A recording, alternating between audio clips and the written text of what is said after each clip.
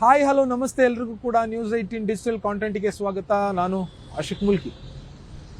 ಸ್ನೇಹಿತರೆ, ನಿನ್ನೆ ಸಿಎಂ ಸಿದ್ದರಾಮಯ್ಯನವರು ಒಂದು ಮಹತ್ವದ ಸಭೆಯನ್ನು ಮಾಡಿದರು. ಈ ಸಭೆಯಲ್ಲಿ ಚರ್ಚೆಯಾಗಿರುವಂಥ ಒಂದೇ ಒಂದು ಪ್ರಮುಖ ಅಂಶ ಏನು ಅಂತಂದರೆ, ಬೆಂಗಳೂರಿನ ಸಣ್ಣ ವರ್ತಕರಿಗೆ GST ನೋಟಿಸನ್ನು ಏನು ಕೊಡಲಾಗಿತ್ತು ಆ ಸಂಬಂಧ ಸಿಎಂ ಸಿದ್ದರಾಮಯ್ಯನವರು ಸಭೆಯನ್ನು ಮಾಡಿ ಸದ್ಯಕ್ಕೆ ಒಂದು ಬಾರಿಗೆ ಅವರಿಗೆ ಕೊಟ್ಟಿರುವಂತಹ ನೋಟಿಸ್ ಏನಿದೆ ಅಥವಾ ಅವರಿಗೆ ಕೊಟ್ಟಿರುವಂತಹ ತೆರಿಗೆ ಕಟ್ಟಬೇಕು ಅನ್ನುವಂಥದ್ದು ಮೊತ್ತ ಏನಿದೆ ಅದನ್ನು ಮನ್ನಾ ಮಾಡೋದಕ್ಕೆ ಸರ್ಕಾರ ನಿರ್ಧಾರವನ್ನು ಮಾಡಿರುವಂಥದ್ದು. ಭಾಳ ಹೋರಾಟಕ್ಕೆಲ್ಲ ಸಣ್ಣ ವರ್ತಕರು ಕರೆಯನ್ನು ಕೊಟ್ಟಿದ್ರು.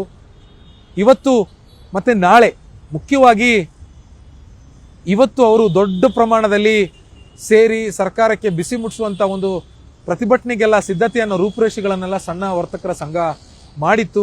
ಬೇಕರಿ ಇರ್ಬೋದು ಅಥವಾ ಕಾಂಡಿಮೆಂಟ್ಸ್ ಇರ್ಬೋದು, ತರಕಾರಿ ವ್ಯಾಪಾರಸ್ಥರು ಇರ್ಬೋದು, ಹೀಗೆ ವಿವಿಧ ರೀತಿಯಾಗಿರುವಂಥ ವ್ಯಾಪಾರಸ್ಥರಿಗೆ ವಾಣಿಜ್ಯ ತೆರಿಗೆ ಇಲಾಖೆ ನೋಟಿಸನ್ನು ಕೊಟ್ಟು ನೀವಿಷ್ಟು ವ್ಯವಹಾರ ಮಾಡಿದಿರಿ, ಹೀಗಾಗಿ ಇಷ್ಟು ನೀವು ತೆರಿಗೆ ಮತ್ತು ದಂಡವನ್ನು ಸೇರಿಸಿ ಪಾವತಿ ಮಾಡಬೇಕು. ಲಕ್ಷ 30, 40, 1 ಕೋಟಿ 20 ಲಕ್ಷ ಅಲ್ಲ ತೆರಿಗೆ ನೋಟಿಸನ್ನು ಇಸ್ಕೊಂಡಿರುವಂಥ ಸಣ್ಣ ವರ್ತಕರು ಬೆಂಗಳೂರಿನಲ್ಲಿದ್ದಾರೆ. ಸೊ ಅವರೆಲ್ಲರೂ ಕೂಡ ಈಗ ನಿರಾಳರಾಗಿದ್ದಾರೆ. ಆದರೆ ಅವರು ಎಷ್ಟು ದಿನಗಳ ಕಾಲ ಹೀಗೆ ನಿರಾಳವಾಗಿ ಇರ್ಬೋದು ಅನ್ನುವಂಥದ್ದು ಈಗಿರುವಂಥ ಪ್ರಶ್ನೆ. ಯಾಕೆ ಈ ಪ್ರಶ್ನೆ ಉಟ್ಕೊಂಡಿದೆ ಅನ್ನುವಂಥದ್ದನ್ನು ಎಕ್ಸ್ಪ್ಲೈನ್ ಮಾಡ್ತಾ ಹೋಗ್ತೀನಿ. ಆದರೆ ಅದಕ್ಕೂ ಮೊದಲು ನೀವಿನ್ನೂ ಕೂಡ ನ್ಯೂಸ್ 18 ಯೂಟ್ಯೂಬ್ ಚಾನಲನ್ನು ಸಬ್ಸ್ಕ್ರೈಬ್ ಮಾಡಿಲ್ಲ ಅಂತಂದರೆ ದಯವಿಟ್ಟು ಈ ಕೂಡಲೇ ಸಬ್ಸ್ಕ್ರೈಬ್ ಮಾಡಿ. ಜೊತೆಗೆ ನಮ್ಮ ಫೇಸ್ಬುಕ್ ಇರ್ಬೋದು, ಇನ್ಸ್ಟಾಗ್ರಾಮ್ ಇರ್ಬೋದು, ಒಟ್ಟಾರೆ ಸೋಷಿಯಲ್ ಮೀಡಿಯಾ ಪ್ಲಾಟ್ಫಾರ್ಮ್ಗಳನ್ನು ಫಾಲೋ ಮಾಡಿ. ಸ್ನೇಹಿತರೆ, ಈ GST ಅನ್ನುವಂಥದ್ದು ನಾವು ಸರ್ಕಾರಕ್ಕೆ ಕೊಡುವಂಥ, ಅಂದರೆ ವ್ಯಾಪಾರಸ್ಥರು ಸರ್ಕಾರಕ್ಕೆ ಕೊಡುವಂತಹ ಒಂದು ತೆರಿಗೆ. ಸೊ ಈ ತೆರಿಗೆ ದೊಡ್ಡ ದೊಡ್ಡ ಬಿಸ್ನೆಸ್ ಮ್ಯಾನ್ಗಳು ಈಗಾಗಲೇ ಪಾವತಿ ಮಾಡ್ತಾ ಇದ್ದಾರೆ. ಆದರೂ ಕೂಡ ಅದರಲ್ಲೂ ಕೂಡ ಗೋಲ್ಮಾಲ್ ನಡೀತಾ ಇದೆ ಅನ್ನುವಂಥದ್ದು ಅದೇನು ಗೌಪ್ಯವಾಗಿರುವಂಥ ವಿಚಾರ ಅಲ್ಲ. ಸೊ ಈಗ ಸಣ್ಣ ವರ್ತಕರ ವಿಚಾರಕ್ಕೆ ಬರೋದಾದರೆ, ಸಣ್ಣ ವರ್ತಕರು ಬೇಕರಿ, ಕಾಂಡಿಮೆಂಟ್ಸ್ಗಳನ್ನು, ತರಕಾರಿ ಅಂಗಡಿಗಳನ್ನು ಅಥವಾ ಟೀ ಶಾಪ್ಗಳನ್ನು ಅಥವಾ ಬೇಕರಿ ಅಥವಾ ಈ ತಿಂಡಿ ತಿನಿಸುಗಳನ್ನು ಮಾರುವಂತಹ ಒಂದು ಅಂಗಡಿಗಳನ್ನು ತಮ್ಮ ಹೊಟ್ಟೆಪಾಡಿಗಾಗಿ, ಜೀವನೋಪಾಯಕ್ಕಾಗಿ ಅಲ್ಲಲ್ಲಿ ಮಾಡ್ಕೊಂಡಿರ್ತಾರೆ. ಬೆಂಗಳೂರಿನ ಯಾವುದೇ ಗಲ್ಲಿ ರೋಡ್ಗೆ ಹೋದ್ರೆ ಕನಿಷ್ಠ ನಮಗೆ ಈ ಥರದ ಅಂಗಡಿಗಳು 5 ರಿಂದ 10 ಅಂಗಡಿಗಳು ಸಿಗ್ತವೆ. ಅವರವರು ಜೀವನೋಪಾಯಕ್ಕಾಗಿ ಮಾಡ್ಕೊಂಡಿರುವಂತಹ ಒಂದು ದಾರಿ ಅದು. ಸೊ ಅವರೆಲ್ಲರೂ ಕೂಡ ವ್ಯಾಪಾರ ಮಾಡ್ತಾರೆ. ಬಂದಿರುವಂಥ ಗ್ರಾಹಕರು ದುಡ್ಡನ್ನು ಕೊಟ್ಟು ಬೇಕಾಗಿರುವಂಥ ವಸ್ತುಗಳನ್ನು, ಟೀ, ಕಾಫಿ ಅಥವಾ ಪಫ್ಸ್ ಇರ್ಬೋದು, ಅಥವಾ ಬೇಕರಿ ಸಿಹಿ ತಿಂಡಿಗಳಿರ್ಬೋದು, ಅಥವಾ ಹಾಲು, ಕಾಫಿ ಇರ್ಬೋದು, ಅಥವಾ ತರಕಾರಿಗಳಿರ್ಬೋದು, ಈ ರೀತಿಯಾಗಿರುವಂಥದ್ದನ್ನೆಲ್ಲ ಖರೀದಿ ಮಾಡ್ತಾರೆ. ಆದರೆ ಖರೀದಿ ಮಾಡುವಂಥ ಸಂದರ್ಭದಲ್ಲಿ ದುಡ್ಡನ್ನು ಕೊಡೋದು, ಎಲ್ಲರೂ ಕೂಡ ಈಗ UPI ಪೇಮೆಂಟನ್ನೇ ಮಾಡ್ತಾರೆ. ಬಹುತೇಕ ಯಾರು ಕೂಡ ಜೇಬಲ್ಲಿ ಹಣವನ್ನು, ಕಾಸನ್ನು ಇಟ್ಕೊಂಡು ಓಡಾಡುವಂಥ ಜನರು ಬಹಳ ವಿರಳ, ಬಹಳ ಕಡಿಮೆ. ಇದ್ರೂ ಕೂಡ 5, 10 ರೂಪಾಯಿ, 20 ರೂಪಾಯಿ ಚಿಲ್ಲರೆ ಕೆಲಸಗಳಿಗೋಸ್ಕರ ಕೈಯಲ್ಲಿ ಇಟ್ಕೊಂಡಿರುವಂಥವರೇ ಜಾಸ್ತಿ ಇರುವಂಥದ್ದು. ಈ 100, 200, 50 ಮೇಲೆ ಎಲ್ಲ ಈಗೇನಿದ್ರು ಫೋನ್ ಪೇ ಮಾಡುವಂಥ ಒಂದು ಸಂಪ್ರದಾಯ ನಮ್ಮಲ್ಲಿ ಬೆಳೆದು ಬಿಟ್ಟಿದೆ. ನಾವು ಡಿಜಿಟಲ್ ಇಂಡಿಯಾ ಕಡೆ ಬೇರೆ ಒಂದು ದಿಕ್ಕಿಗೆ ನಾವು ಹೋಗ್ತಾ ಇದ್ದೇವೆ. ಒಂದು ಅಭಿವೃದ್ಧಿ ಹೊಂದಿರುವಂಥ ರಾಷ್ಟ್ರದ ಒಂದು ಸಂಪ್ರದಾಯವನ್ನು ನಾವೆಲ್ಲರೂ ಕೂಡ ಅಳವಡಿಸ್ಕೊಂಡಿದ್ದೇವೆ. ಬಹಳ ಒಳ್ಳೆಯ ಕೆಲಸ. ಆದರೆ ಅದರಿಂದ ಆಗುವಂಥ ಸೈಡ್ ಎಫೆಕ್ಟ್ಸ್ಗಳೇನು ಅಂಥದ್ದು ಈ ಒಂದು ಘಟನೆಯಿಂದ ನಾವು ಅರ್ಥ ಮಾಡ್ಕೋಬೋದು. ನಿನ್ನೆ ಸಿಎಂ ಸಿದ್ದರಾಮಯ್ಯನವರು ಕೂಡ ವಾಣಿಜ್ಯ ತೆರಿಗೆ ಇಲಾಖೆ ಅಧಿಕಾರಿಗಳ ಮತ್ತು ಈ ಒಂದು ಸಣ್ಣ ವರ್ತಕರ ಸಂಘದ ಮುಖಂಡರುಗಳ ಜೊತೆ ಸಭೆಯನ್ನು ಮಾಡಿ ಏನು ನೋಟಿಸನ್ನು ಕೊಡಲಾಗಿದೆ ಅದನ್ನು ಸದ್ಯಕ್ಕೆ ಈ ಒಂದು ಬಾರಿಗೆ ನಾವು ಕೈ ಬಿಡ್ತೀವಿ ಅನ್ನುವಂಥದ್ದು ಸರ್ಕಾರ ಬಹಳ ಸ್ಪಷ್ಟವಾಗಿ ಘೋಷಣೆಯನ್ನು ಮಾಡಿರುವಂಥದ್ದು. ಯಾರಿಗೆಲ್ಲ ನೋಟಿಸ್ ಬಂದಿದೆ ಅವರು ಯಾರು ಕೂಡ ತಲೆ ಕೆಡಿಸ್ಕೊಳ್ಳೋ ಅಗತ್ಯ ಇಲ್ಲ. ಅವರೆಲ್ಲರೂ ಕೂಡ ಈಗ ಬಂದಿರುವಂಥ ನೋಟಿಸನ್ನು ಮನ್ನಾ ಮಾಡಿದ್ದೀವಿ, ಯಾವುದೇ ಕಾರಣಕ್ಕೂ ತಲೆ ಕೆಡಿಸ್ಕೊಬಿಡಿ, ದುಡ್ಡನ್ನು ಕೂಡ ಪಾವತಿ ಮಾಡಬೇಡಿ ಅನ್ನುವಂಥದ್ದು ಸರ್ಕಾರದ ಸೂಚನೆ. ಸೊ ಈಗ ಇಷ್ಟಾಗಿಯೂ ಕೂಡ ಸಣ್ಣ ವರ್ತಕರು ಎಚ್ಚೆತ್ತುಕೊಂಡಿಲ್ಲ ಅಂತಂದರೆ ಆಗುವಂಥ ಅನಾಹುತಗಳೇನು ಅನ್ನೋದ್ರ ಬಗ್ಗೆ ಬೇಸಿಕ್ ಆಗಿರುವಂಥ ಒಂದಿಷ್ಟು ವಿಚಾರಗಳನ್ನು ಇಲ್ಲಿ ನಾನು ಹಂಚ್ಕೊಳ್ಳೋಕ್ಕೆ ಇಷ್ಟಪಡ್ತೀನಿ.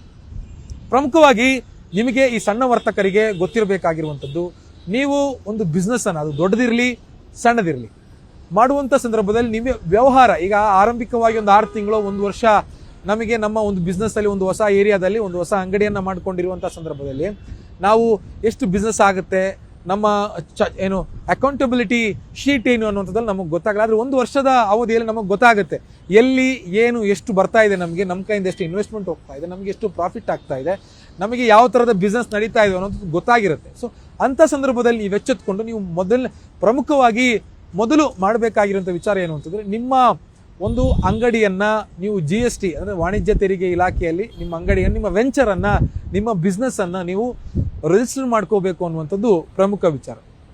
ಇದಕ್ಕೆ ನೀವು ಆನ್ಲೈನ್ನಲ್ಲೂ ಅಥವಾ ಇದಕ್ಕೆ ಸಂಬಂಧಪಟ್ಟ ಸೈಬರ್ ಶಾಪ್ಗಳಲ್ಲಿ ನೀವು ಇದನ್ನು ರಿಜಿಸ್ಟರ್ ಮಾಡ್ಕೋಬೋದು.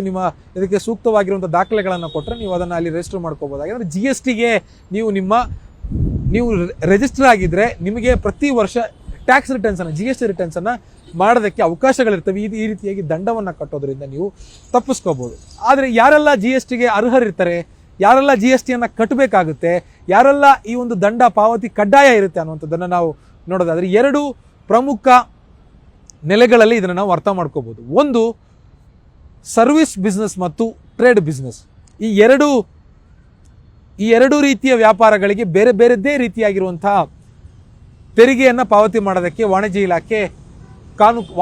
ಇಲಾಖೆಯಲ್ಲಿ ಕಾನೂನು ಇರುವಂಥದ್ದು. ಹಾಗಿದ್ರೆ ಈ ಸರ್ವಿಸ್ ಬಿಸ್ನೆಸ್ ಅಂದ್ರೆ ಏನು, ಈ ಟ್ರೇಡ್ ಬಿಸ್ನೆಸ್ ಅಂದ್ರೆ ಏನು ಅಂತ ನಾವು ನೋಡ್ತಾ ಹೋಗೋಣ. ಈ ಸರ್ವಿಸ್ ಬಿಸ್ನೆಸ್ ಏನು ಅಂತಂದ್ರೆ, ಸರ್ವಿಸ್ ಆ ಪದನೇ ಹೇಳುವ ರೀತಿಯಲ್ಲಿ ಇದೊಂದು ಸೇವೆಯನ್ನು ಕೊಡುವಂತ ಬಿಸ್ನೆಸ್. ಫಾರ್ ಎಕ್ಸಾಂಪಲ್, ನಿಮ್ದು ಒಂದು ಸೆಕ್ಯೂರಿಟಿ ಏಜೆನ್ಸಿ ಇದೆ. ನೀವು ಬೇರೆ ಬೇರೆ ಬಿಲ್ಡಿಂಗ್ಗಳಿಗೆ, ಕಟ್ಟಡಗಳಿಗೆ ಸೆಕ್ಯೂರಿಟಿಯನ್ನು ಪ್ರೊವೈಡ್ ಮಾಡ್ತೀರಿ. ಸೊ ಅದು ಸರ್ವಿಸ್ ಬಿಸ್ನೆಸ್ ಕ್ಯಾಟಗರಿಗೆ ಬರುತ್ತೆ. ಇನ್ನು ಸಿಂಪಲ್ ಆಗಿ ಟ್ರೇಡ್ ಬಿಸ್ನೆಸ್ ಅಂದ್ರೆ ಏನು, ನೀವು ಒಂದು ವಸ್ತುವನ್ನ ಮಾರಾಟ ಮಾಡ್ತೀರಿ, ಒಂದು ಆಬ್ಜೆಕ್ಟ್ ಅನ್ನು, ಒಂದು ಪ್ರಾಡಕ್ಟ್ ಅನ್ನ ಮಾರಾಟ ಮಾಡ್ತಿದ್ದೀರಿ ಅಂತಂದ್ರೆ ಅದು ಟ್ರೇಡ್ ಬಿಸ್ನೆಸ್ ಬರುತ್ತೆ. ಅಂತಂದ್ರೆ ನೀವು ಒಂದು ಟೀಯನ್ನು ಮಾರ್ತಾ ಇದ್ದೀರಿ, ಅಥವಾ ಒಂದು ಕಾಫಿಯನ್ನು ಮಾರ್ತಾ ಇದ್ದೀರಿ, ತರಕಾರಿಯನ್ನು ಮಾರ್ತಾ ಇದ್ದೀರಿ, ಅಥವಾ ಒಂದು ಹ್ಯಾಟ್ ಅನ್ನ ಮಾರ್ತಾ ಇದ್ದೀರಿ, ಒಂದು ವಾಚ್ ಅನ್ನ ಮಾರ್ತಾ ಇದ್ದೀರಿ, ಇದು ಟ್ರೇಡ್ ಬಿಸ್ನೆಸ್ ವ್ಯಾಪ್ತಿಗೆ ಬರುತ್ತೆ. ಈ ಸರ್ವಿಸ್ ಬಿಸ್ನೆಸ್ಗೂ ಟ್ರೇಡ್ ಬಿಸ್ನೆಸ್ಗೂ ಮಿತಿ ಇದೆ. ಇಷ್ಟು ಪ್ರಮಾಣದಲ್ಲಿ ಬಿಸ್ನೆಸ್ ಆದರೆ ಇಷ್ಟು ಪ್ರಮಾಣದಲ್ಲಿ ಟ್ಯಾಕ್ಸ್ ಕಟ್ಟಬೇಕು ಅನ್ನುವಂಥದ್ದು. ಇನ್ನು ಸರ್ವಿಸ್ ಬಿಸ್ನೆಸ್ಗೆ 20 ಲಕ್ಷದವರೆಗೆ ವಿನಾಯಿತಿಯನ್ನು ಕೊಟ್ಟು ವಾಣಿಜ್ಯ ತೆರಿಗೆ ಇಲಾಖೆ ಟ್ಯಾಕ್ಸ್ ಅನ್ನ ಕಟ್ಟಿಸ್ಕೊಳ್ತಾ ಇರುವಂಥದ್ದು. ನೀವು 20 ಲಕ್ಷದವರೆಗೆ ಸರ್ವಿಸ್ ಬಿಸ್ನೆಸ್ ಅಡಿಯಲ್ಲಿ ನೀವು ಬಿಸ್ನೆಸ್ ಮಾಡಿದರೆ ಅದಕ್ಕೆ ನೀವು GSTಯನ್ನು ರಿಟರ್ನ್ಸ್ ಮಾಡೋ ಅಗತ್ಯ ಇರೋದಿಲ್ಲ ಅಂತ ವಾಣಿಜ್ಯ ತೆರಿಗೆ ಅಧಿಕಾರಿಗಳು ಈಗ ಹೇಳ್ತಾ ಇರುವಂಥದ್ದು. ಟ್ರೇಡ್ ಬಿಸ್ನೆಸ್ಗೆ ಹಾಗಾದ್ರೆ ಎಷ್ಟಿದೆ?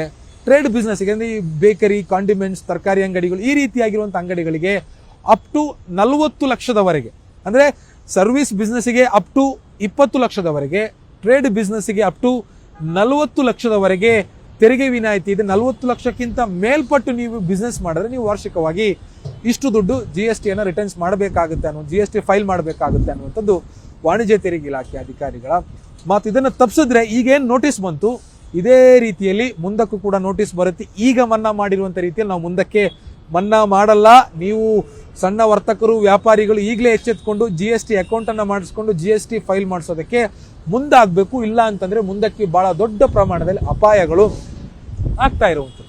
ಇದರ ನಡುವೆ ಸಣ್ಣ ವರ್ತಕರು ಅಥವಾ ಈ ವ್ಯಾಪಾರಿಗಳು ಏನ್ ಮಾಡ್ತಿದ್ದಾರೆ, ನೋ UPI ಓನ್ಲಿ ಕ್ಯಾಶ್ ಅನ್ನುವಂಥ ಬೋರ್ಡ್ಗಳನ್ನು ಹಾಕ್ತಾ ಇದ್ರಿ. ಇದು ಕೂಡ ಒಂದು ನೆಟ್ವರ್ಕ್ ಅನ್ನ ಬ್ರೇಕ್ ಮಾಡುತ್ತೆ ಅನ್ನುವಂಥದ್ದು ಕೂಡ ವರ್ತಕರು ಅರ್ಥ ಮಾಡ್ಕೋಬೇಕಾಗುತ್ತೆ. ವಾಣಿಜ್ಯ ಇಲಾಖೆಯ ತೆರಿಗೆ ಇಲಾಖೆ ಅಧಿಕಾರಿಗಳ ಜೊತೆ ನಾವು ಮಾತಾಡುವಂಥ ಸಂದರ್ಭದಲ್ಲಿ ಹಣದ ಅಂದ್ರೆ ರಾ ಕ್ಯಾಶ್ ಅನ್ನ ಕೊಟ್ಟು ನಾವೇನಾದ್ರೂ ಅಂದ್ರೆ ಹಿಂದೆ ಮಾಡ್ತಿದ್ವಲ್ಲ, ಈ ಡಿಜಿಟಲ್, ಈ ಫೋನ್ ಪೇ, ಗೂಗಲ್ ಪೇ ಅಥವಾ ಮುಂತಾದ UPI ಪೇಮೆಂಟ್ಗಳ ಬರೋದಕ್ಕೂ ಮೊದಲೇ ನಾವು ಏನು ಮಾಡ್ತಾ ಇದ್ದೀವಿ, ಆ ಮಾದರಿಯಲ್ಲಿ ನಾವು ಈಗಲೂ ಕೂಡ ಕ್ಯಾಶ್ ಅಲ್ಲಿ ಮಾಡಿದ್ರೆ ಅದು ನಮ್ಮ ಆರ್ಥಿಕ ವ್ಯವಸ್ಥೆಗೆ ಪೆಟ್ಟು ಕೊಡುತ್ತೆ ಅನ್ನುವಂಥದ್ದು ವಾಣಿಜ್ಯ ಇಲಾಖೆಯ ತೆರಿಗೆ ಇಲಾಖೆ ಅಧಿಕಾರಿಗಳ ಮಾತು. ನಾವು UPIಯನ್ನೇ ಮಾಡಬೇಕು, ನಮ್ಮ UPIಯನ್ನೇ ಮಾಡಿಸ್ಕೊಂಡು ನಮ್ಮ ಬಿಸ್ನೆಸ್ಗೆ ಅನುಸಾರವಾಗಿ ನಾವು GSTಯನ್ನ ರಿಟರ್ನ್ಸ್ ಮಾಡಬೇಕು ಅನ್ನುವಂಥದ್ದು ಅಧಿಕಾರಿಗಳ ಮಾತು. ನಾವು ಈ ಚೈನನ್ನು ಬ್ರೇಕ್ ಮಾಡಿದ್ರೆ ನಮ್ಮ ಒಟ್ಟಾರೆ ಎಕಾನಮಿ ಅಟ್ಮಾಸ್ಫಿಯರ್ ಏನಿದೆ ಅದಕ್ಕೆ ಪೆಟ್ಟು ಬೀಳುತ್ತೆ. ರಾ ಕ್ಯಾಶ್ ಈಗ ಏನು ಸಮಾಜದಲ್ಲಿ ಓಡಾಡಿದ್ರೆ ಅದು ಬೇರೆ ಬೇರೆದೇ ರೀತಿಯಾಗಿರುವಂತಹ ಒಂದು ಸಮಸ್ಯೆಗಳಿಗೆ ದಾರಿ ಮಾಡಿಕೊಡುತ್ತೆ. ಫಾರ್ ಎಕ್ಸಾಂಪಲ್ ಅವರು ಹೇಳ್ತಾ ಇರುವಂಥದ್ದು ಈ ಕಳ್ಳ ನೋಟು, ಫೇಕ್ ನೋಟ್ಸ್ಗಳಿಗೆ ಅತಿಯಾಗಿ ದಾರಿ ಮಾಡಿಕೊಡುತ್ತೆ.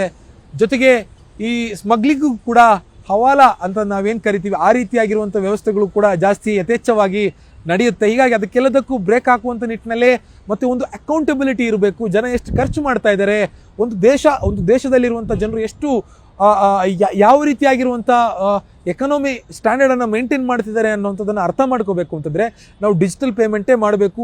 ಮುಂದುವರೆದಿರುವಂಥ ರಾಷ್ಟ್ರ ಇದೇ ಮಾದರಿಯಲ್ಲಿ ತಮ್ಮ ರಾಷ್ಟ್ರವನ್ನು ಅರ್ಥ ಮಾಡ್ಕೊಳ್ತಿರೋದು ಮತ್ತು ಕಟ್ತಾ ಇರೋದು. ಹಾಗಾಗಿ ಭಾರತಕ್ಕೂ ಕೂಡ ಇದು ಮುಖ್ಯ ಅನ್ನುವಂಥದ್ದು ಅಧಿಕಾರಿಗಳು ಮತ್ತು ತಜ್ಞರ ಮಾತು.